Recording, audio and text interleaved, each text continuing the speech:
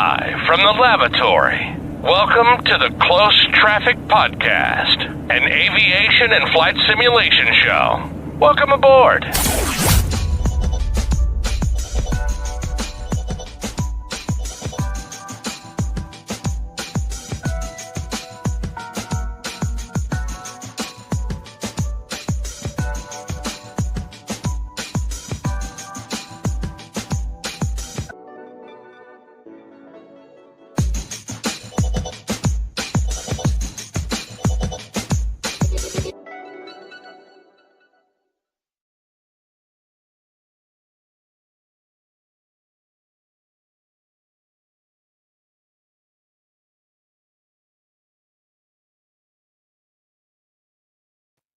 Muted. There we go. Couldn't have said it better myself. Ladies and gentlemen, welcome to the Closed Traffic Podcast, an aviation and flight simulation show. And there's silence. I guess we're going single pilot today. No, I'm just kidding, ladies and gentlemen. No, the rest of the crew, they're actually out and about doing their weekly thing here. This crazy thing called adulting, but no, my friend. So all is well. The team sends their regards, but no, I wanted to take the opportunity to hang out with you guys, spend a little time. I'll talk eventually. A lot has transpired these past couple of weeks, and man, I didn't want to wait any longer to try to unpack some of it. So you guys know what I'm going to start kick it off with. Man, we have a CRJ for 2020 and 2024 now. What do you guys think about that? What do you guys think about that? We finally have a regional jet for, I want to say it's the first regional jet for 2024 from Aerosoft, who has released version 2 of the CRJ 700. Well, let me start with the 550, 700, and 900 variant of the now Mitsubishi, I guess regional J, was it MRJ or something? That is weird. I don't know. I kind of went back over the story. There was a video on YouTube that kind of recapped the whole, CRJ thing with Mitsubishi, and it's quite interesting. I don't remember the link, but if I do, I'll be sure to post it in the description. But for I also wanted to start off with, of course, our Patreon backers, guys. Thank you so much. Love each and every one of you. Thank you for your support. Definitely appreciate it. And it for sure keeps us going. But so, I mean, have you guys, has any of y'all picked up the CRJ yet? I know for me, I owned it in 2020, so I had the opportunity to just do a direct upgrade, and I was also had the privilege of participating in the beta, and I'm thoroughly impressed. I think they did a really good job in capturing a segment of flight simulation entertainment to where we get from point A to point B. We're not dealing with a whole lot of in-depth nuances as it relates to operating a CRJ, but it's just enough to to not pull us out of that level of immersion that I think we're all looking for. I think it's a solid point A to point B airplane. We're not dealing with hot starts or bright schedules or anything like that, but some of the quality of life improvements that Hansa and the team have incorporated, I think, are absolutely phenomenal. So definitely looking forward to seeing the growth, so to speak, because they're not done yet. I will say that they're definitely not done yet. Still a lot to do. A lot that they do plan on doing as it relates to flight modeling, things like that. So But man, it's been amazing. It's been amazing to finally, not because for me right now, 2024 is literally just been the 350, which they just not too long ago dropped the 1.0.6 or 1.6.0 or one of those one dots, the latest revision they just dropped. And man, that thing it's literally brought me back to 2024. It's where, yeah, we're talking that level, y'all. It's crazy. And yeah, by the way, yeah, I'm in a long hauler now. I mean, we've been guys, how I am about, my long haulers. I tend not to frequent them as much as other aircraft, but fortunately there's a few domestic routes out there that, you know, um allow for, the ability to, partake in 2-3 hour trips. Shout out to Delta, by the way. uh, so there's a lot to be, lots of fun to be had that don't require, for me to depart, 15 hours later, land wherever. So it's been pretty cool. Graphically, things just been amazing. But yeah, I'll dive a little more into that here, and a little more into it later. But yeah, CRJ has really been a breath of fresh air for me. I will say, I gotta admit, y'all. So I have not been um utilizing the CRJ in 2024 as much as I have in 2020. Reason being, hold on, guys, let me explain. So, um, most of y'all know by now, Dallas is my domicile, right? So, Imagine Sim released the KDFW scenery for early access if you participated in early access. And I know you line, good old Mike. What's going on, man? Man's on PTO.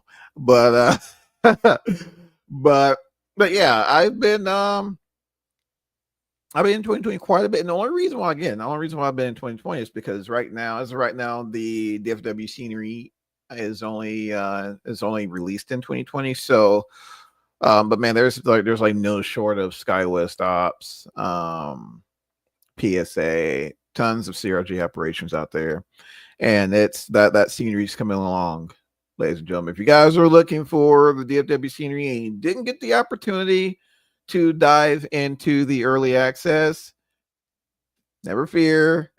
I think we're all going to be in for a treat. No doubts about that. Texturing, in my opinion, solid. The Didn't really encounter any issues with terrain. Um, there's a few problems as it relates to the animation of the gates. And now, of course, I'm at the East Satellite Terminal, and I'm freaking out. I'm like, oh my gosh, they dropped this thing, and like none of the gates work. But of course, guys, it's early access. And I think sometimes we get involved in early access and then we forget it's early access. I'm guilty of it as well. I do it all the time. So, but they, dropped. I dropped an email. Just kind of, I'm not sure if it was something where it was, it was known. I wasn't for sure, but I was like, hey, just give you guys a heads up. I didn't have some issues with the gate animations. They're like, "Yep, we know. We're it's a work in progress." I'm good to go with that. So, moving forward, I was just able to park at the main e terminal, and there's some functioning gates there, which I'm cool with. I am cool with for early access, and I don't have to deal with how DFW looked in 2020 before, even in comparison to what we have in 2024, which is 10 times better than what we got in 2020. I'm cool with that. Totally cool with that. I hope I said that right. But yeah, you guys get my point. You guys know what I'm cooking. So yeah, man, I'm thorough. Guys, I cannot express how thoroughly pleased I am to finally have have a DFW in Flight Simulator. And if I get a little emotional, guys, that's why. Because DFW, for whatever reason, has been sorely neglected in the industry. And there's no one here to stop me from talking about it, so I'm going to talk about it. Dang it, I was kidding, but yeah, it's totally on the right track for early access product. But yeah, so back to the CRJ. Just a solid airplane. I mean, I really can't. There's really not a whole lot negative to say as relates, or is there a few little bugs and things like that? Sure. I mean, there's like every new release there is. But I think in my I'm going to say this, and someone's totally, oh my gosh, who is that? Oh no, that's Mike. Never mind. And I hear road noise. Oh my gosh. Oh man, but yeah, so I mean, there's little issues and deficiencies with every release. I'm not gonna, fault anyone for like non-game breaking issues, but as of right now, I'm able to have a solid experience, um, and looking forward to further updates, which again, they're not done yet. So I think 2025, guys, is going to be a really good good point in time in the hobby for regional jets. We got our friends at FlyFX working on ERJ, which I don't know, guys. I'm a little concerned. Not with FlyFX and the ERJ. Don't get me wrong there. And the EFJ. Did I say that? ERJ. Don't get me wrong there. But it's kind of, I haven't noticed as many, and y'all keep me honest here. I haven't noticed as many real world operators continuing to operate the ERJ. We got our JSX, few other carriers out there on the East Coast, but I know especially for us here at the DFW, I haven't seen them frequent the airport as much as they used to. I know United Express still sending the snot out of Houston, but yeah, it's starting to get slim picking. So, but yeah, so looks like we got our good friend Mike over here, man. You all right, bro? I didn't. Hey man, Mike, first of all, Mike check 1 2 1 2. How's that? Five by five, sir. 5x5. 5x5. All right. Listen, man, I'm on the road. I apologize for not being on camera. I mean, you guys are just gonna see me in the car anyway. Oh my gosh. But I heard you say, hey, I'm gonna talk about the CRJ and DFW because no one is here to stop me. I'm here. I had to jump on before Johnny went rogue. No, I'm just joking. I'm just joking. No How you doing, worries, my man? friend. How's it going? Oh man, hanging in there, bro. Hanging in there. What about yourself, my friend? That's just here you getting off the grind. Oh man, does the grind ever stop? Never. I'm just Never. changing locations. Exactly. That's literally been the case. But I had to talk about it, Mike, because we I actually took the CRJ out today, man. I did Gulfport to Dallas, and just the Yeah. approach, man.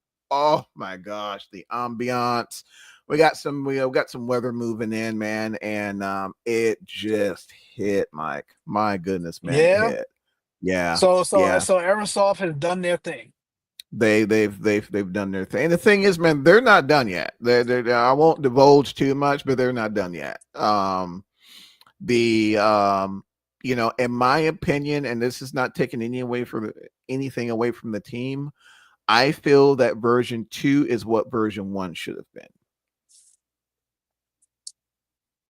That's that's my take on it.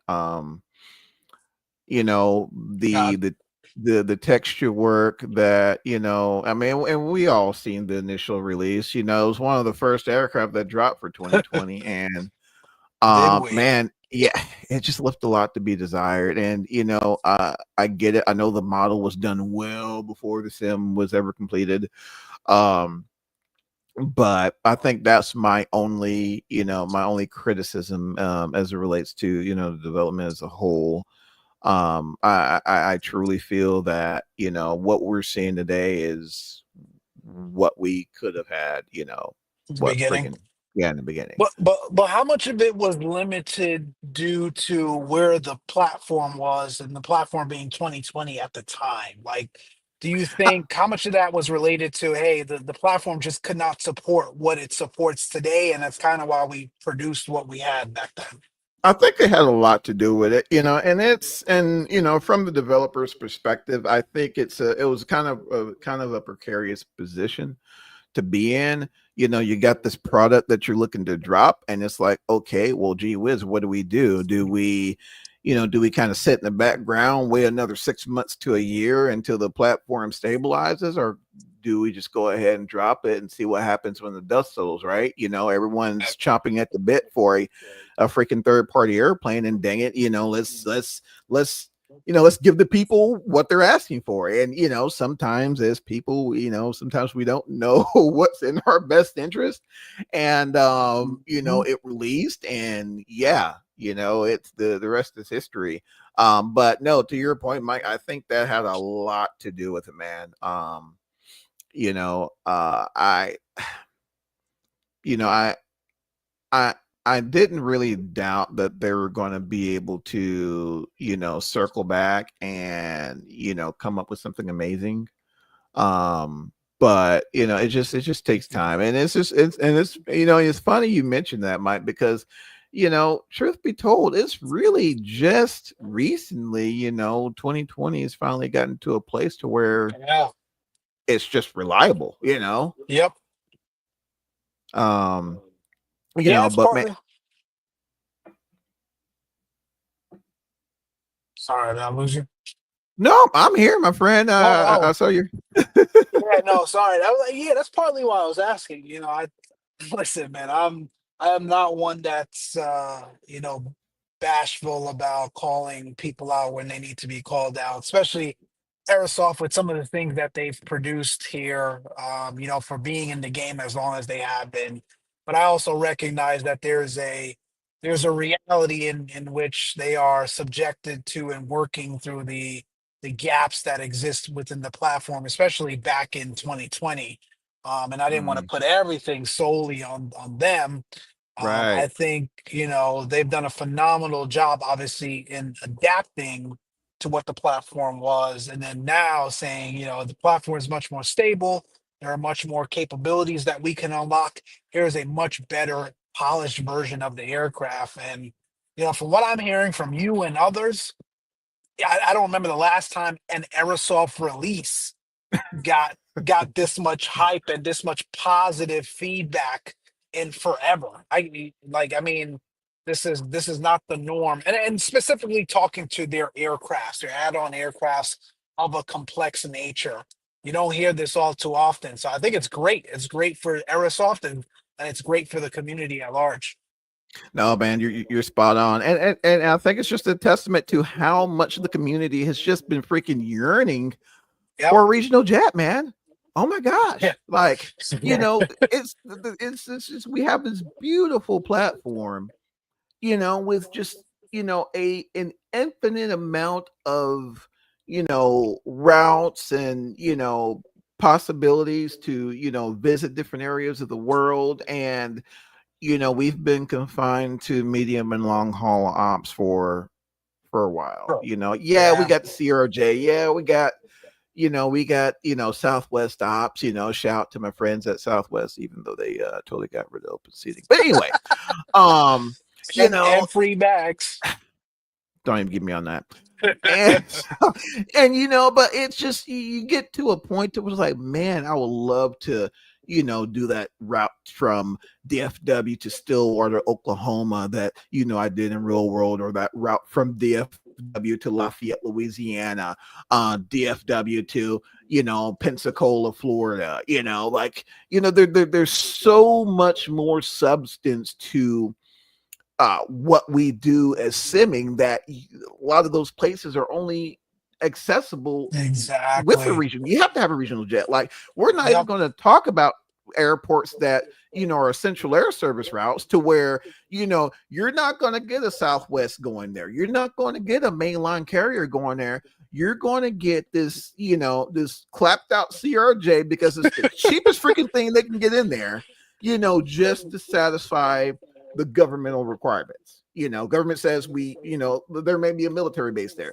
We have to have air service at this airport. I don't care who does it, but we have to have air service at this airport. And you might have SkyWest says, okay, we'll do it. We'll Yep. we'll send this we'll send this clapped out CRJ 200. Back in the day, it used to be us. Well, we'll send this clapped out Saab 340 over there. Until they just rag those things out. Hey, let's send this clapped out 200. But eventually, it'll be like the 700s. There's a lot of EAS airports that sees a 700, and you just can't do that in 737, so it's like I was mentioning earlier, Mike, I think 2025 is going to be an amazing year for regional jets, with the ERJ around the corner. Eventually, maybe hopefully one day, wish upon a star, we'll see an E-jet somewhere. Oh man, yeah, EJ would be lovely. And to your point, man, you're spot on. There's so many times I get in the sim and I'm just like, I'm tired of the mid-range and long-haul jets, man. I just want Sure. to deep dive into a true regional experience for a couple hours or for a Yep. day of flying.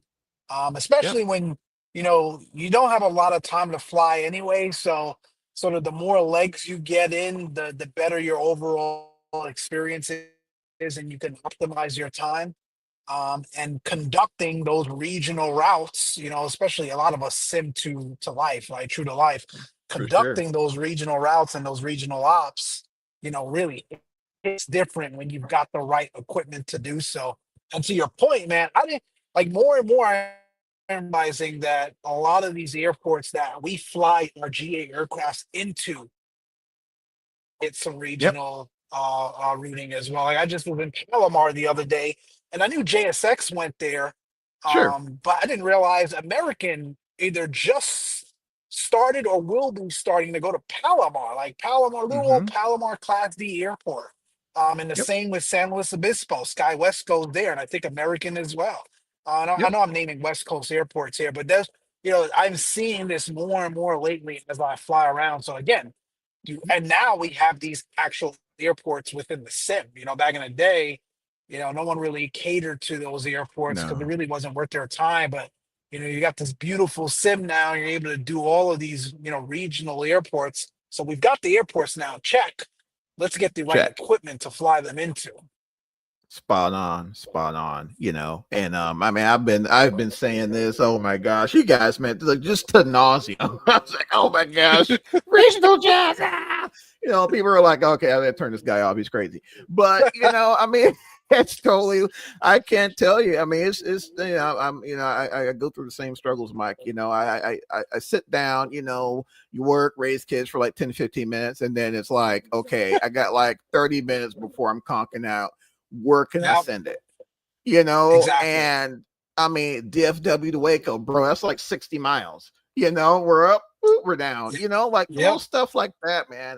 You miss out on without having without having the proper equipment. So, yeah, I mean, does it have residual heating and all that? Will my engine stay warm after I shut down? Is there like a complete thermodynamic simulation? But no, there's none of that in the CRJ. But what it will do is provide a solid point A to point B experience, and I'm here Yep. for it. I'm here Yep. And for it. I would even argue, I mean, yes, in a very well simulated jet, you have those things, but how much of us really need that in a regional jet for a desktop sim? Now we love those things for the more popular aircrafts like the Airbuses and the Boeings and whatnot. We in Yep. our wide bodies, we definitely want to see those. But for the regional jets, man, those are a little bit less important. Absolutely, man. Again, I'm just thoroughly impressed that on the fact that they didn't give up on it. Guys were coming back to it. Hans did. Oh, and happy birthday, Hans! from the Close Traffic Podcast. I think his birthday's Oh, like happy tomorrow. birthday. Yeah, Happy so birthday. Oh, that's gonna be sweet. So there won't be any updates probably tomorrow. I'm pretty I'm pretty sure he'll be a pint some he'll be Shih in at a Tzu pint or in. two. Yeah. But it's definitely well deserved, man. But it's just like not only do we have the CRJ, causing a whole bunch of ruckus. It's like then here's Phoenix. Hey guys, we're dropping the Neo. What do you guys think about that? I am pretty stoked about the update. There's a in the car, golly. Your signal, by the way, because I would have told by now, Mike. Oh But you're an man. Airbus guy, Mike. Yeah, What? but like, yo, listen, man. I know this. You guys, I'm an Airbus guy. We've said it a million times. I know this. You know this. We all know this. But there comes a point in time where it's just like, yo, enough is enough. Like, we've got every single Airbus imaginable. Like, besides, I think an A340, which you all 220, know. 220. Sorry, yes, and a 220. Exactly. Which you're leading me into my point. Like, why couldn't they have announced a 220? Like any of Bro. those already did a A320 Neo. Then we've got the fly by wire one. I mean, like, do we really need another rendition of a basic Airbus? And at this point, yes, I'm calling the Neo. We're so familiar with them now. They are in that basic category. Like, I don't know, man. You listen. Number one, if Phoenix is going to do it, I know they're going to do it well. For So I sure. have no That. concerns there. It's gonna come out and it's going to be one of the best platforms we've ever seen for an Airbus A320 Neo. But it is just that, another Airbus A320 Neo. And Yep. that's sort of what I'm hung up on. Like, I would have loved for them to, listen, their core competency is Airbus, and that's fine. Like, I'm not going to tell you go develop a Boeing or another family of aircrafts. If that's what you do, that's what you do. But to Mm-hmm. your point, we've got the 220. Like, we haven't heard from Synoptics. I think it's Synoptics Design or whatever their name is. They announced this thing like 2.5 years ago. Where is that? You know, we still don't have an actual A220 that we can, sit back and say, ah, man, here we go, something solid for us to Yeah. carry out some simulated A220 ops in a desktop flight sim. So Yeah. that's my only point. Like, I am, as an avid Airbus lover, even starting to get some Airbus fatigue. Yeah, I mean, when we got like whole Airbus drivers, I mean, like these guys go to work and do that and like get whole tax returns and all that for sending Airbuses, and they're tired of it. So yeah, the fatigue is indeed real. My developer family, we totally need a 220 in the house. I do know, I don't have the source in front of me, that apparently AnyBuilds is assisting in the 220, which kind of makes sense as with the familiarity as it relates to the 350. It's with the whole screen, the whole blinged out screens and all that. I'm pretty sure there's a lot that they can bring to the table in aiding the synoptics with getting it over, getting a product out. So I do know Indian Bills is having a hand in a 220. I just don't know when. And I think everybody's like, okay, when are we going to see a 220 at this point? Again, which kind of goes back to what we were saying before. It's like, okay, I'm looking at routes, and now and as time is going, as time progresses, you're seeing less and less of the classic aircraft that we normally see performing these operations, and you're starting to see a lot of the next gen aircraft like the E-Jet and the 220, performing these missions, and we ain't got one. Oh you know. God. Oh God. And I think, and I will say, I spend very little time outside of the U.S. flight simming these days. I used to spend a ton of time doing European ops and some of that stuff. I think we only got one U.S. domestic carrier, a Delta, that flies the 220. Is there anyone Yeah, that's else? it. I can't think of any. Yeah, the only one I've been on, it was a Delta 220. Yeah, I'm trying. I feel like there was There has to be like another one. no Maybe you. Breeze doesn't fly at No, 220, do man, they? they're EJet two through They're and the through, bro. EJ. Yeah, you're EJet through right. and through. I don't Yeah, know why I thought there was someone else domestically there that was may have been. Well, it wasn't flying the United, was 220. it? It was No, United, no, was it? it I'm wasn't. It wasn't someone's someone listening. Was like, big. no, you morons. It's this, but yeah, It certainly wasn't one of the big ones. It might just be Delta. So there is a point there where it's just like, all right, again, if you got one side of your mouth saying I like to simulate real world ops and do real world things. I mean, how often are you going to send that Delta? The right, piece of me that said, yeah, maybe it's not their best time spent, resource and even just timing wise to do a sure. 220, just given the lack of routes and carriers, especially here in the US and maybe even globally from an adoption Hmm. standpoint. So I get that aspect of it, but it's also just like, yo, we've got enough Airbuses as well. Yeah, spot on, man.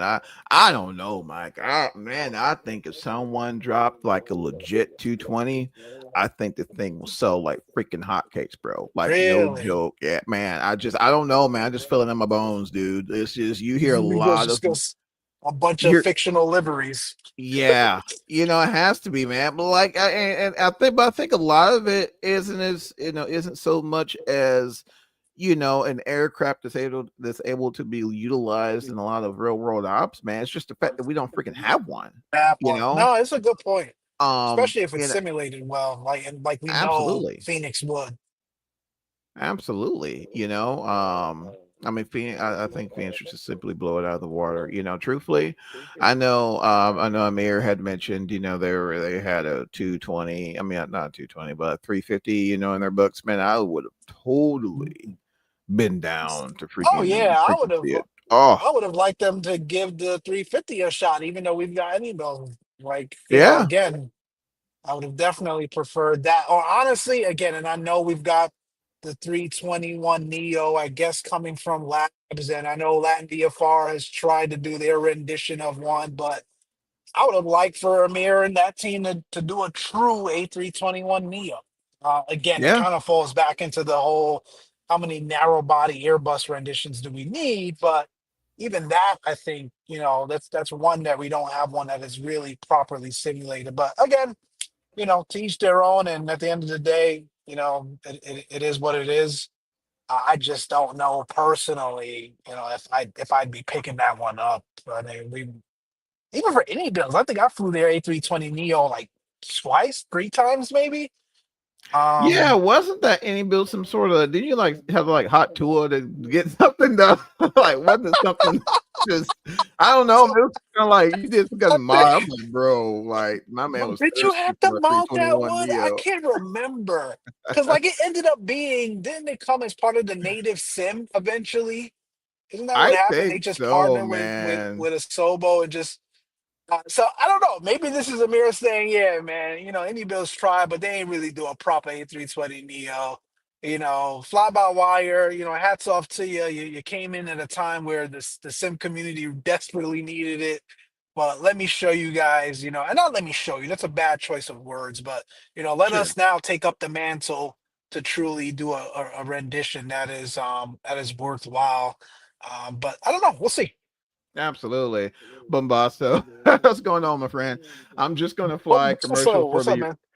for the rich folks. LOL can almost fly to any airport, big or small, in the U.S. and so many planes to choose from.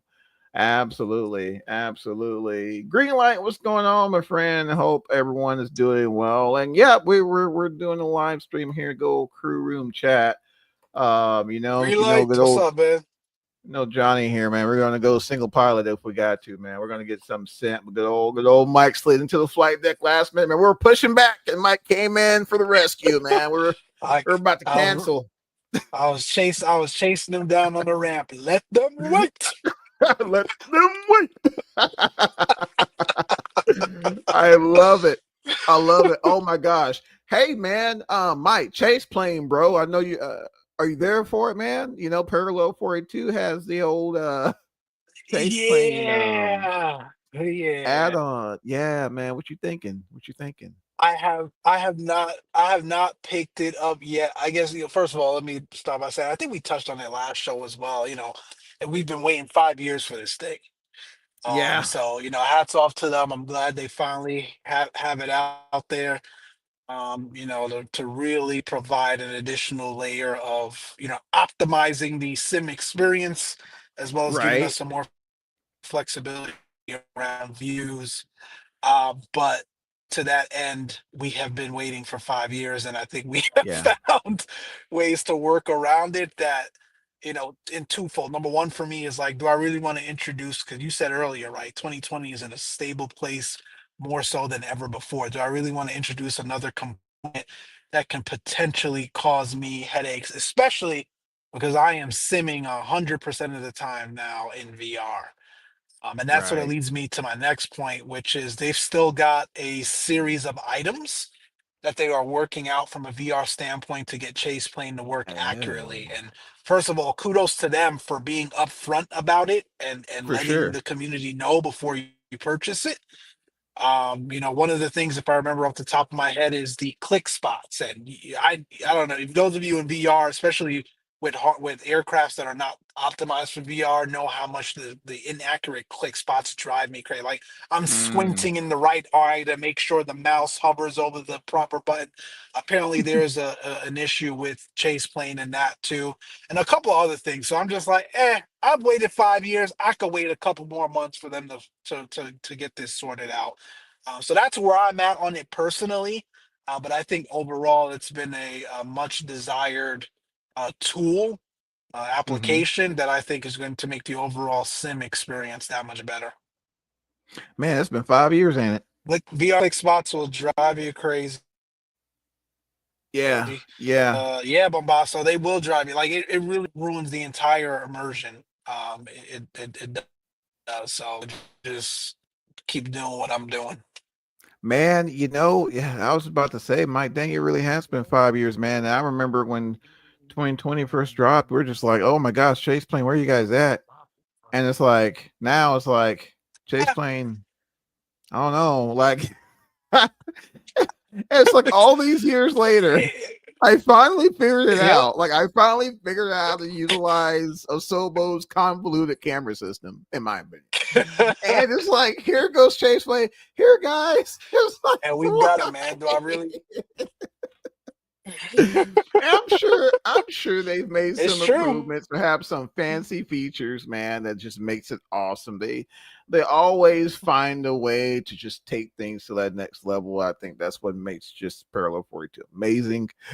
But for me, uh man, I just don't know. I don't know. And I think for now, what they're just solely on 2020 and not 2024, where I'm still trying to work out the funky camera views. Is that correct? Yeah, that's my understanding as Okay, well. And yeah, I yeah, don't know. yeah, Maybe yeah, I'm yeah. dropping I'm to a not for dead right spot, now. so I think I'm losing you. No, no, no, that's totally fine. I kind of figured that's what happened. Yeah, man. I don't know. I don't know. I know as of right You knew now, it was built into X-Plane. yeah, and that's the thing, Mike. I don't know, and then, not to even attempt to go into the whole explain what 2020 thing or whatever, but I find the camera system and explain way more intuitive than 100%. what we have in 2020 and 2024. There are Um, so many things that are way intuitive and X-Plane that they are in 2020, 2021. Like, let's be honest. We could spend the yeah. entire night going over those things, and they're frustrating because they're not hard things to do. Like, it No, almost feels like no. a Sobo's just like, screw y'all. We don't think that's important. Look at these pretty trees. Like, Exactly. it's. I mean, just and I know in 2024 they made an attempt at rectifying the key bindings. And I Right, they think did. now, keep me honest, I haven't been in 2024 in a while, but do we finally have equipment or aircraft specific key bindings and some of that stuff, or no? Man, truth be told, Mike, I ain't either, man. I had my little frustrations with 2024, and yeah, I kind of, Yeah. I kind of put it to the side for the moment. But however, that being said, I know SU2 had some meaningful changes as it relates to the controls. And I say that because when I downloaded the beta, I went into my controls and it had some locks next to something. I'm sure you can probably dig into the change log and it's something related to that. You know, I don't have time for all that. But and so they if they're not there already, it looks as if they're driving toward that direction. So, I guess that's some solace, in the whole controls thing. But yeah, I think that was kind of one of my big beefs too. And it's like the replay, just yeah, like Greenlight was mentioning, it was built into X-Plane, like the whole replay thing. But no, we're not going to do that. We're going to get flight control replay. Man, I tried to mess with that thing, dude, bro, for like the first like a day. Like I tried to see if I can get flight control. It's not as fluid as Alt R, and here you got the slider. You can adjust your replay or whatever, and you're good to go, and that's it. That's all you have to do in X-Plane. And It's yep. I don't know, man. And here I am. I was Like I like, said, it's infuriating because again, it's like basic stuff, man. Like you are Microsoft. You've got virtually unlimited development budget, right? You have been committed to this platform now for 5 years. You're obviously making things better as it relates to, the community roadmap and some of the things that you all have prioritized. Why are we still struggling with these very basic functionalities? basic functionality. And don't get me wrong, CTP family. It's not that X-Plane doesn't come with its own set of headaches, but it's just like, my gosh, it's not that. You know what I'm saying? Like it's just if Asobo can solve those core problems, it will completely change the dynamics, in my opinion, of that simulator. And again, we're not saying it's a bad sim. It's not, I can't tell you how many hours I've clocked them both, but I mean, just the little things, man. And I just, and I'm not saying that the flight replay, whatever the add-on is for the replay functionality, not saying that it's a bad product, but man, it just don't hit like Alt R. Boom, there's my slider. I'm making changes. And I'm good to go. You know what I'm saying? I don't know. That's just me. But yeah, I digress. And that was like a total digression from where I was trying to go, but hey, that's all right. Man, Mike, wing, bro. They're dropping more hardware, man. They're dropping more hardware. Looks like they just released the assay release. They opened up pre-orders for the PAP3 autopilot panel, which is basically the Boeing style MCP. Are you there for it, Mike, or it's a hard pass for you? Oh man, he might be transiting cell towers during his journey, during his commute. But I'll say for me, it's going to be a pass. It's definitely going to be a pass for Johnny. Man, I say this, guys, because I don't have any more room for hardware. I think it's great if you're going specifically for a 737 experience, but I have I think they call it the PNP or PAP or PIP, something P something. I don't know. Whatever. The 737 FMC or FMS.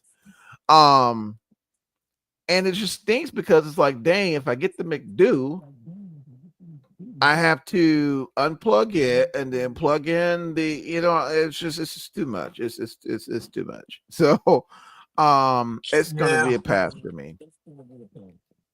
we're getting to that place now where it's like, oh man, these are some of the things that we have wanted for years to get some sort of tactile feedback and some real world view and touch and feel of what these things look like in the actual aircraft, and bring it inside my own home without spending thousands upon thousands of dollars on a simulator that many people have out there throughout the world from a training standpoint.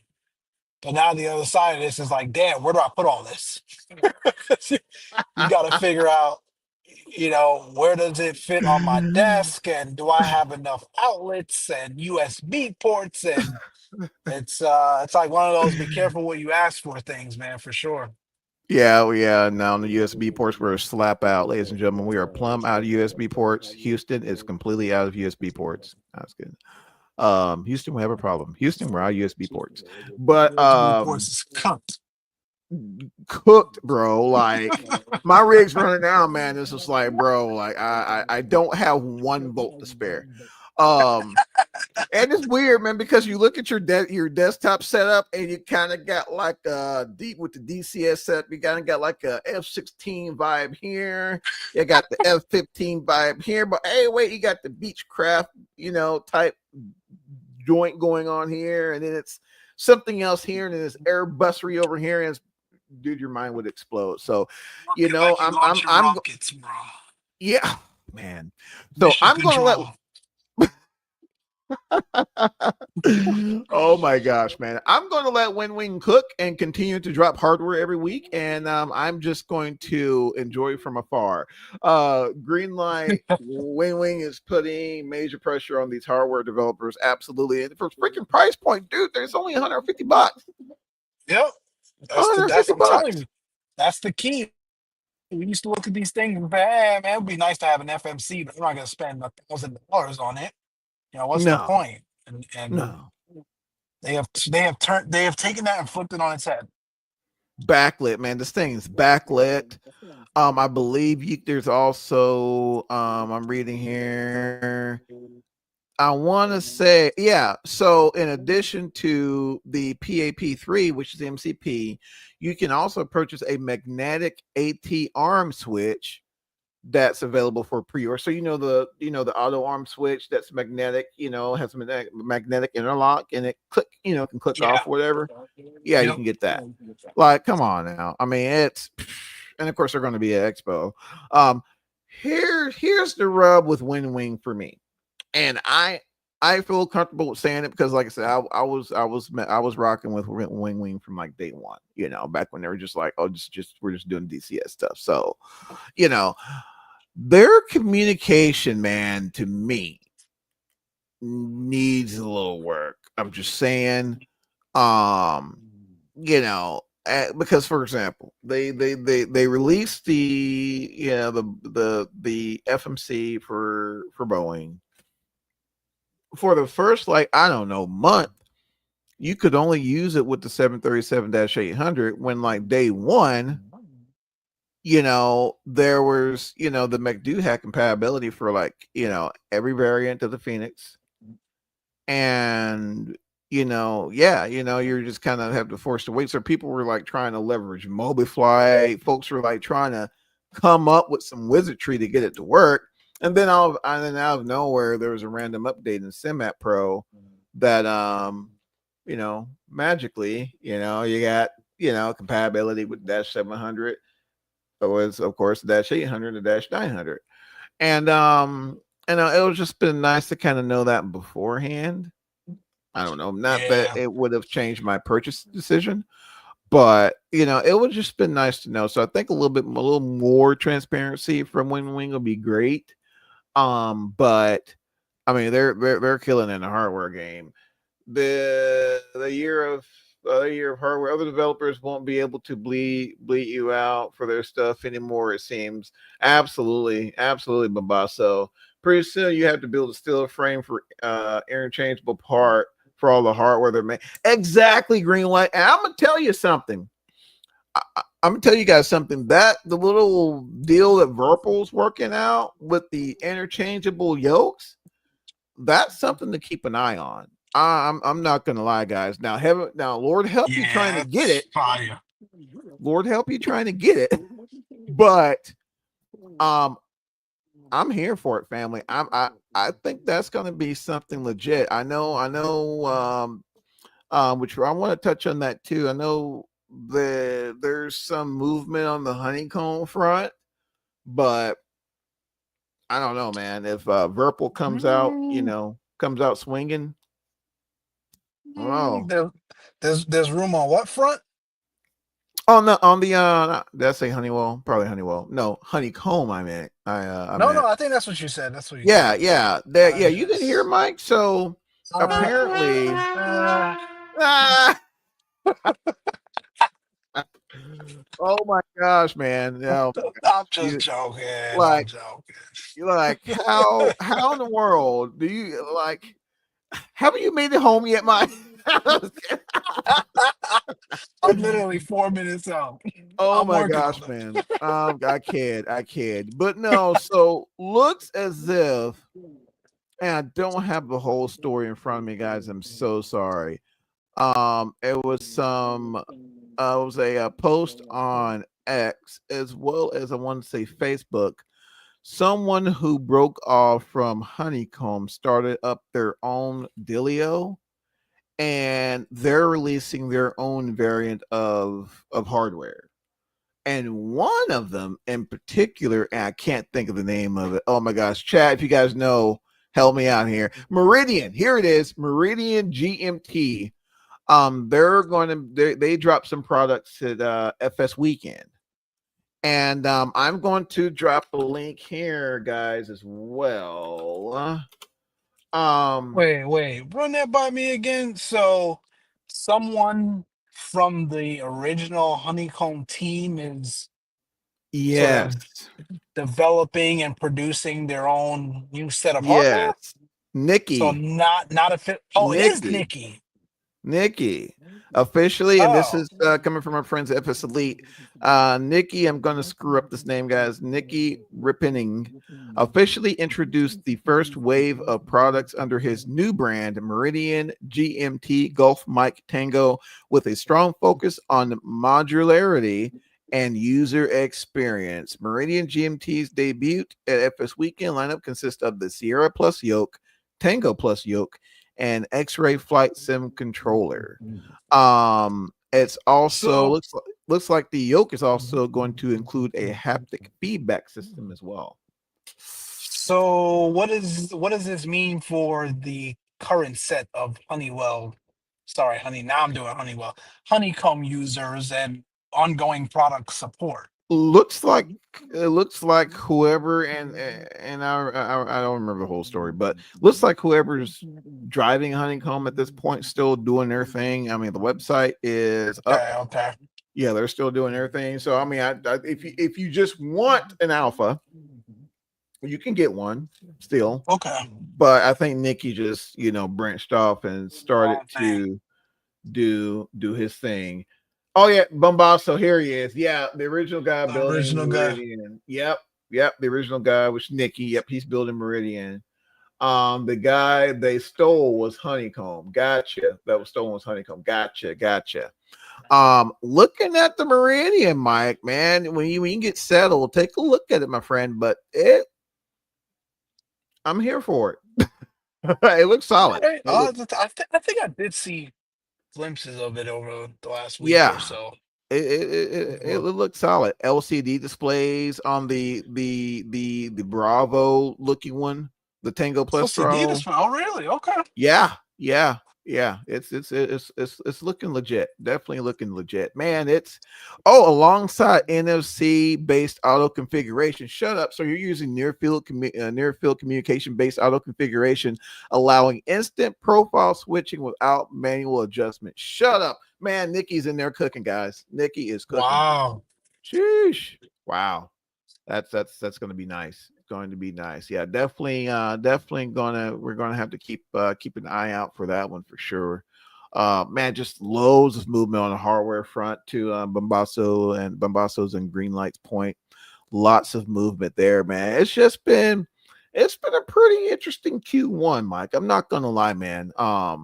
DCS, they're not sitting still either. They're getting ready to drop a Cold War era map for those DCS heads out there. Guilty. And the CH-47, it's getting in some updates as well on the Chinook. It's man, Flight Simmons looking pretty nice right now. Let's see, I watched the video. He's stressed, tired, but you can see his passion for the community. Yeah, man, having the opportunity to meet Nikki, you can definitely tell he loves what he does. When I had the opportunity to meet him at Expo at Houston, and you can clearly tell he's all in. And you can look at his products and just tell, he's all in. Just the level of ingenuity, in my opinion, I don't think we've seen in this platform previously. So looking forward to see his dream come to fruition. Definitely looking forward to maybe checking it out. I'm not sure if he's going to be at Expo or not. I know they've released the exhibitors for Flight Sim Expo, so definitely get a chance to check that out. And Mike jumped on cam. He's not done with you yet, ladies and gentlemen. Mike, ladies and gentlemen, in the flesh. Oh man, you're still on mute there, brother. But yeah, that would help. Oh, Saying what a journey. Yeah, man, we made it. So look at here, guys. So we had an opportunity. We touched on all these topics. We had the ability to sit with Mike in his year-long commute coming from work.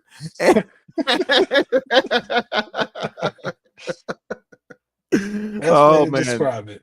Technology, man. I love it. I love it. And I don't want to count our good friends over at Flight FX, man. Looks like they pushed an update for their Piaggio. Is it Piaggio? I don't know, man. I screw it up every time. But I'm gonna die on the mountain of Piaggio. That's what I'm gonna say. It's Version Piaggio. Okay, cool. 1.2.1. Pretty extensive change log there. I gotta take that baby out for a spin. It's definitely been a while. Yeah, man. Definitely been a while. But man, aside from that, Mike, man, I did want to touch on Mike, since I had you. I was gonna leave it for our next show.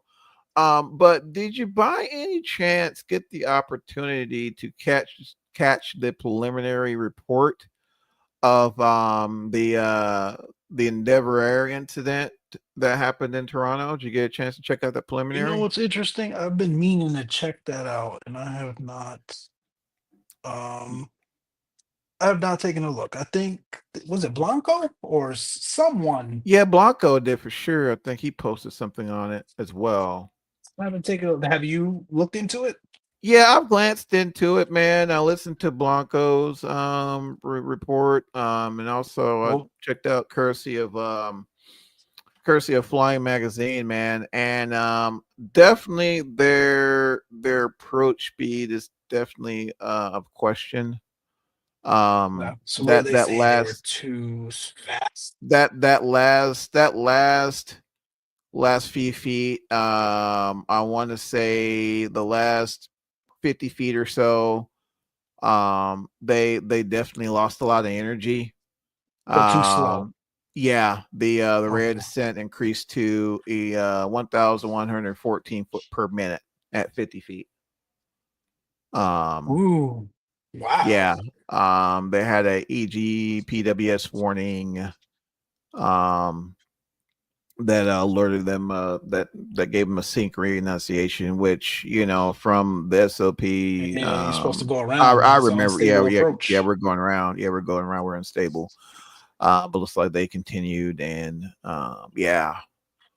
Now, was it unstable throughout the entire length of the approach, or just like I'm going to post this here also for our friends in the chat as well. Flying does a really good job of kind of just breaking the timeline down for us. Um, there we go. But looks as if looks like they had VREF +5 or so.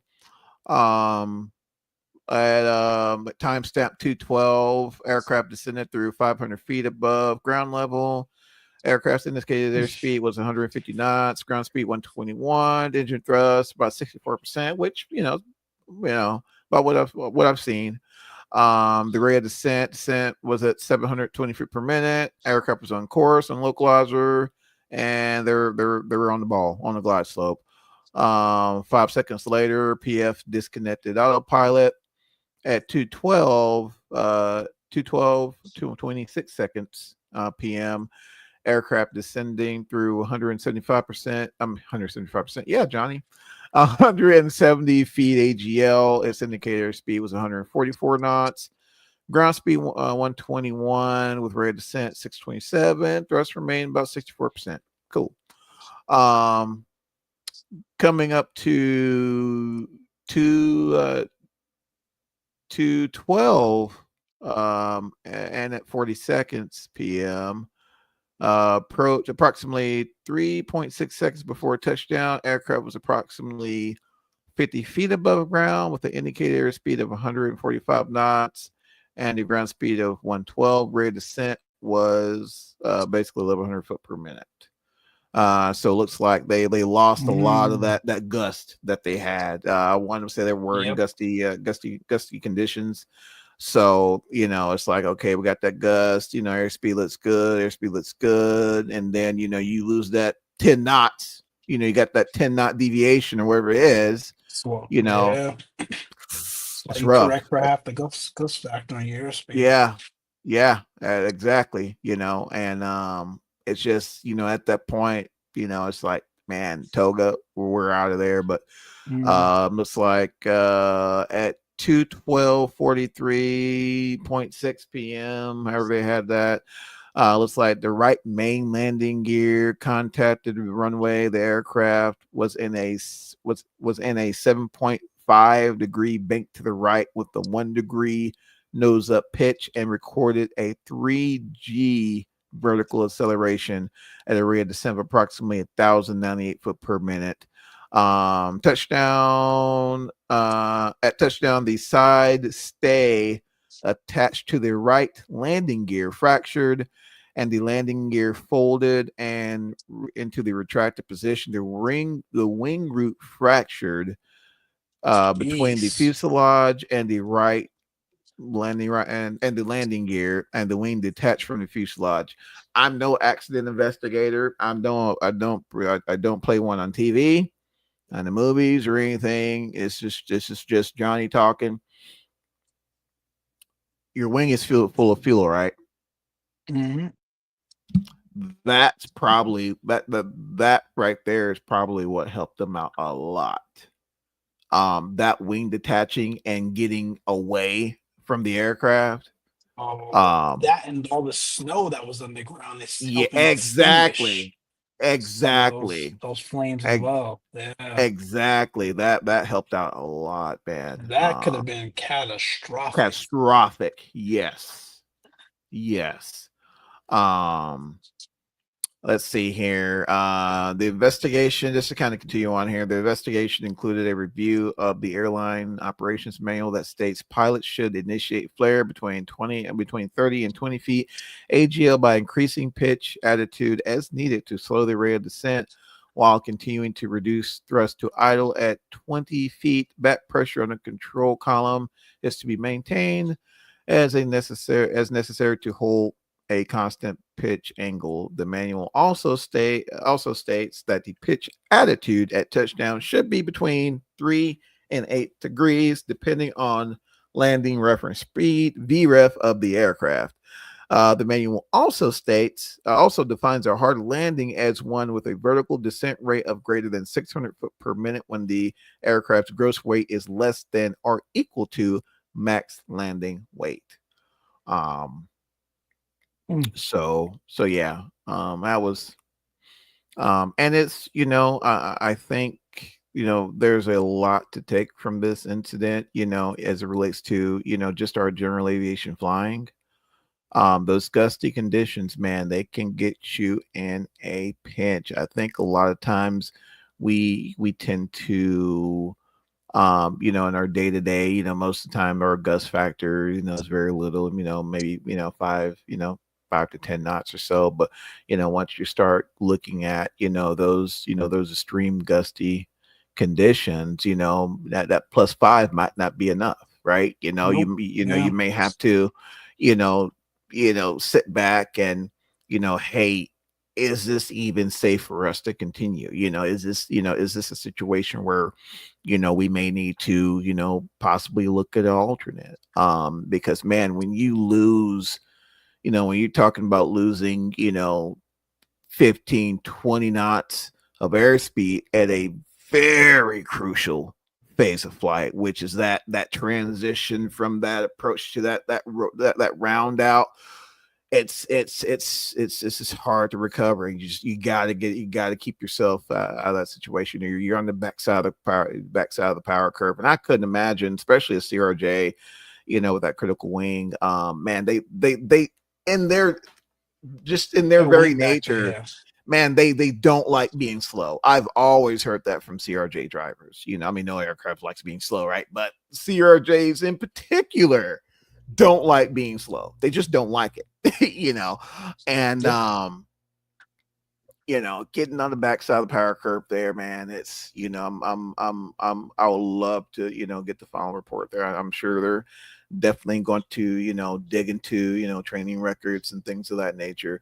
But, for me, the biggest takeaway from that is, just, especially, for a lot of us in the US, we're in this transitional period of whether, heck, we had gust here in DFW of 31 knots. I think it was like Mm. 160 at 15, gust in 31, and it's it can definitely put you in a precarious situation. I know it's a lot of times, it's like, you may get like, winds out of the south, gust, 8 knots, maybe gusting 12. You're like, all right, toss plus five on it and full send it. You know what I'm saying? Yeah. Um, but, but it's definitely something, we want to continue to keep in the forefront, of our mindset, during our planning phases as well. Um, as we're out and about. I know I took a lot of airtime, Mike, but you got any thoughts on that, my friend? No, man, I think you hit it all. I would just say, to cap all of that, you can always go around. I mean, Always at go the end of the around, day, man. you can Always plan, go plan, and around. plan and try to execute that plan, but you get to those, to your Always. point, critical phases of flight, that final approach, and things aren't looking right. Um, go around, and even from a GA planning standpoint, for me, I always set a minimums Absolutely. in my avionics. If I'm flying Absolutely. IFR, VFR, I'm shooting approach. First of all, I'm always backing up an approach with, GPS or some sort of nav-based system, if it's Absolutely. available, which for the most part it always is, even if I'm on a VFR flight, right? So that Yep. gives me some level of situational awareness as well as the ability to help stabilize my approach to a degree.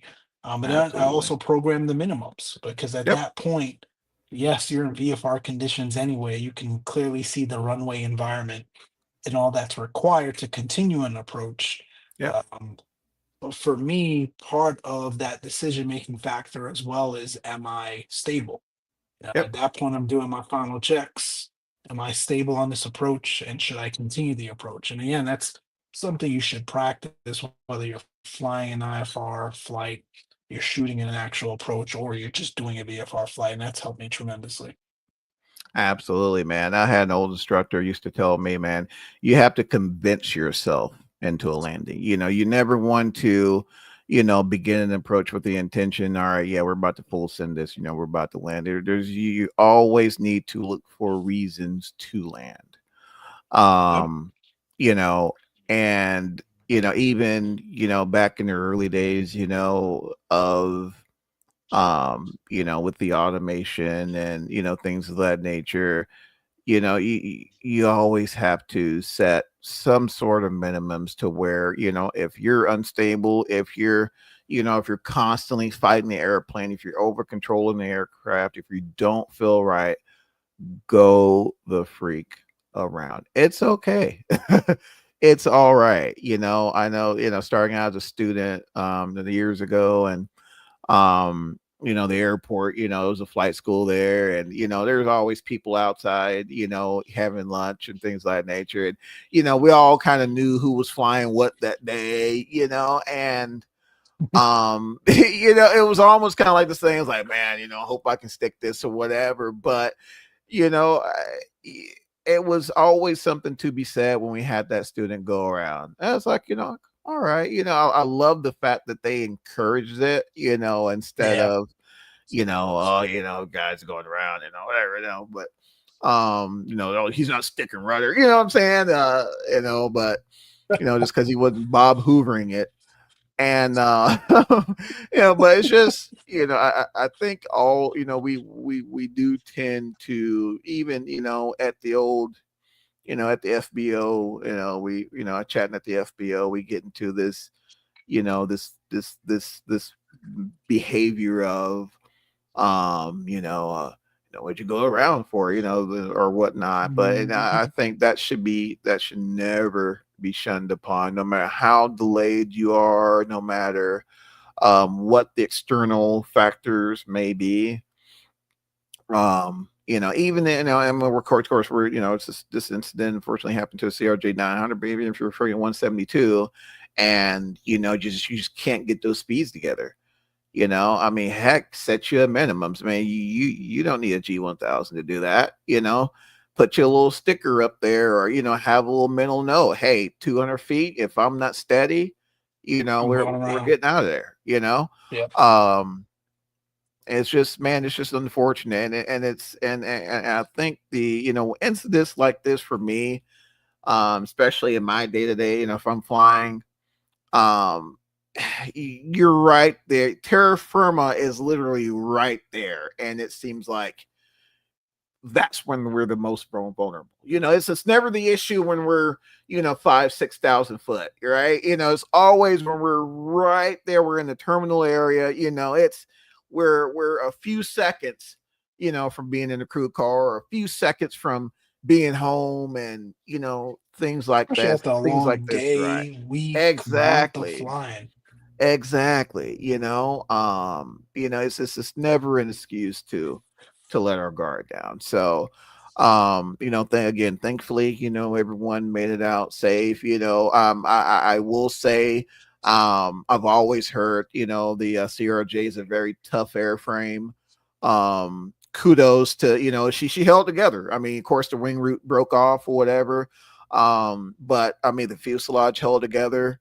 But I know a lot of the most of the guys I knew flew 200s, and I've always heard they were built like freaking tanks. And but looks like she, everything, worked out. She held together, and everybody's home to talk about it. So, um, that's all all I really wanted to touch on as it relates to that incident. But and aside from that, let's see. Let's check the chat here. I've been horrible at that tonight. I'd rather go around than roll around on the ground. We all need second chances, That's man. right. Hey, yeah, hey, spot on, man. Spot freaking on. And I just, again, it's you can't.